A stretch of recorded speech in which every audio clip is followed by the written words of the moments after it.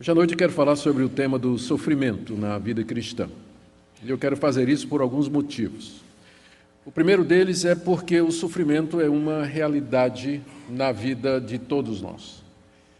E eu tenho certeza que se fosse dada a oportunidade para cada um de vocês vir aqui à frente e narrar a sua história de vida, não faltariam doenças, contratempos, perda de entes queridos, derrotas financeiras, fracassos, desapontamentos, inimizades, relacionamentos desfeitos. A lista é muito longa e eu tenho certeza que cada um de vocês conhece o sofrimento de perto. Segunda razão é porque hoje no meio evangélico prevalece, eu sei que não nessa igreja, mas a gente não deixa de ser influenciado pelo que vê na internet, nas mídias sociais, em todo lugar. O que prevalece hoje no meio evangélico é uma teologia triunfalista de que todo sofrimento é do diabo e que Deus quer que todo crente seja perfeitamente feliz, satisfeito, saudável, rico e bem-sucedido aqui nesse mundo. E que se você, por algum motivo, é pobre, está doente, passando por dificuldade financeira, não dá certo os relacionamentos amorosos, ou você tem pecado ou tem uma caveira de burro enterrada no seu quintal, né? Nesse caso, você precisa de quebra de maldição, você precisa fazer algumas das medidas que essas igrejas proclamam. E o sofrimento, ele é encarado não como deveria ser encarado em nossa vida, como eu vou mostrar aqui, mas como alguma coisa da qual nós deveríamos nos afastar e repudiar, pensando que de Deus não poderia vir esse tipo de coisa para nós. E o terceiro motivo é que sempre nós precisamos rever o que a Bíblia nos diz a respeito desse assunto. Porque por mais que nós conheçamos o que a Bíblia fala a respeito de como enfrentar o sofrimento, quando ele chega é outra coisa. É muito difícil raciocinar, agir e reagir biblicamente quando nós estamos sob provação, passando por uma grande angústia, temores, expectativas, e são poucos os que têm treinado a mente e o coração para reagir da forma como a Bíblia diz que deve. E essa talvez seja a razão pela qual há tanta orientação na Bíblia a respeito do sofrimento e de como nós devemos encará-lo. A boa parte dos livros do Novo Testamento, eles foram escritos exatamente para orientar os cristãos sofredores do século I. No caso, a razão do sofrimento maior era a perseguição, primeiro da parte dos judeus e depois da parte do Império Romano. Mas há também casos relacionados aqui no Novo Testamento de cristãos que sofriam por patrões exorbitantes. A carta de Tiago trata disso. Cristãos que eram oprimidos. A maioria da igreja no primeiro século era composta de pessoas que nós hoje daríamos o título de excluídas. Eram órfãos, eram viúvas, havia muitas guerras naquela época, havia soldados, havia muitos escravos, o sistema de escravidão prevalecia no Império Romano e muitos escravos se tornaram cristãos no primeiro século e tinham que lidar com patrões perversos e maus e injustos. Muitas mulheres se converteram, o marido não, e elas tinham que suportar em casa a crueldade dos maridos e a maneira como eles desprezavam o Evangelho. Então, os autores bíblicos escreveram boa parte da sua literatura com o objetivo de encorajar esses cristãos a perseverarem na fé. Porque o sofrimento, se por um lado, nós vamos ver aqui, Deus usa para nos fazer crescer, por outro, ele representa uma tentação muito grande. Não são poucos aqueles que se consideravam cristãos que, depois de passarem por uma tragédia na vida, uma decepção, uma desilusão, eles simplesmente voltaram as costas para Deus, achando que ou Deus não existe, ou se Ele existe, Ele não se importa comigo. E por que é que Ele permitiu que isso acontecesse comigo? Às vezes a perda de um filho, a perda de um ente querido, a perda da situação financeira, uma doença terminal, incurável, ou qualquer outro desses contratempos, não são poucos os que resolvem, então, que se Deus é assim, eles não querem servir esse Deus e voltam as costas. A palavra, a exortação mais constante que nós encontramos, ou mais reincidente que nós encontramos no Novo Testamento para os cristãos é: perseverem, permaneçam firmes, ainda que a figueira não floresça, ainda que não haja gado no campo, ainda que a vide não dê o seu fruto, ainda assim vocês devem permanecer firmes na palavra de Deus, porque a nossa esperança não está aqui nesse mundo, a nossa esperança é escatológica, a nossa esperança está na vinda do Senhor Jesus e na vida eterna. Isso não quer dizer que a gente vai deixar o mundo ao diabo e que aqui a gente tem que viver a teologia da mortificação constantemente, ou seja, se vestir de pano de saco e cinza e ficar lamentando pelos cantos, não é?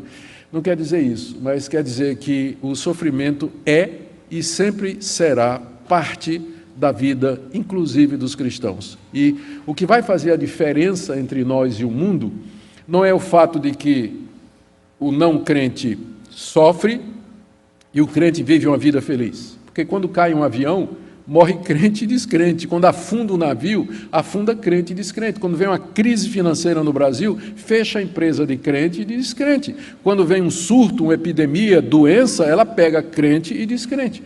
O que faz a diferença não é o nível de sofrimento aqui nesse mundo. O que faz a diferença é como nós, cristãos, reagimos ao sofrimento. É como nós reagimos. O sofrimento é uma realidade, você não vai escapar dele. Deus nunca prometeu uma viagem tranquila. Ele prometeu uma chegada segura, mas não uma viagem tranquila. Não tem essa promessa. Então, como disse o Senhor Jesus, no mundo tereis aflições. É sobre isso que eu quero falar, usando o que Pedro escreveu aos cristãos perseguidos da Ásia Menor, na sua primeira carta, capítulo 4, de 12 a 19.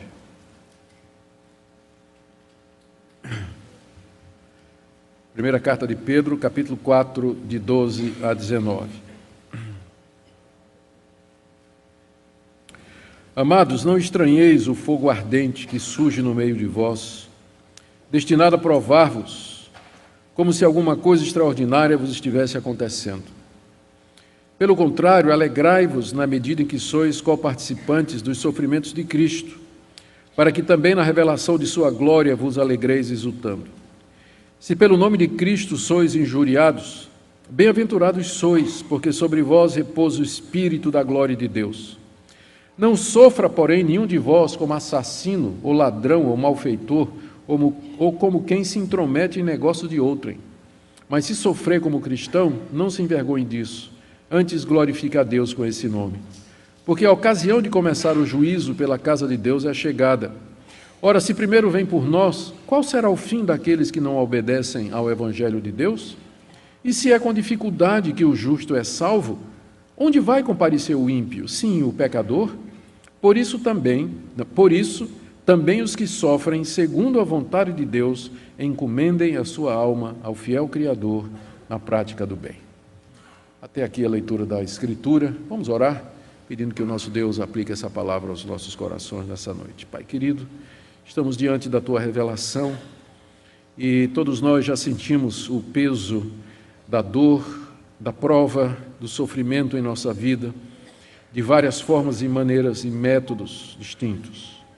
E nós, Senhor, não queremos reagir como o mundo. Nós pedimos que, se possível for, passe de nós esse cálice, mas se não, que seja feita a Tua vontade. Nos ajuda a sofrer conforme a Tua vontade e da maneira como o Senhor determinou. Para a Tua glória, para o nosso bem, alegria do Teu povo e testemunho ao mundo cheio de ira, de revolta, de vazio, de angústia e solidão. Dá-nos a graça de viver e sofrer como cristãos, servos fiéis aqui nesse mundo. Pedimos em nome de Jesus. Amém. Meus irmãos, o maior sofrimento dos leitores de Pedro era a perseguição por parte dos pagãos, dos seus contemporâneos na Ásia, onde eles moravam. Essa perseguição, a essa altura em que Pedro escreve essa carta, ela é mais verbal. Eram calúnias, eram insinuações, maledicências, e havia algumas ameaças, particularmente quando se tratava de cristãos servindo a patrões que não eram cristãos e que eram perversos e cruéis. Havia também o caso de mulheres casadas com não cristãos, Pedro trata disso no capítulo 3 dessa carta. Ainda não havia sido deflagrada a grande perseguição do Império Romano, que ia começar mais ou menos pelo ano meados da década de 60 com Nero. e depois uma sequência de 10 a 12 perseguições até o século IV. Até essa altura, a perseguição aos cristãos era feita ou pelos judeus ou pelos pagãos que não entendiam o cristianismo. Para eles, o cristianismo era uma religião muito estranha.